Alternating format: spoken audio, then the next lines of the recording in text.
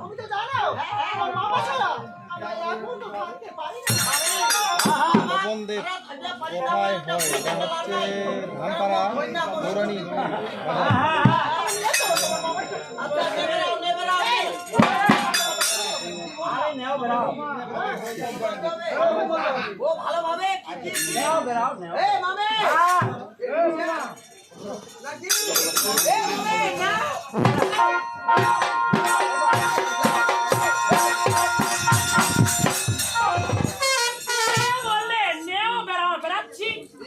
কিভাবে আস্তে করে কেমন করে আমার দিকে দেখিও দেখাও মামি নাও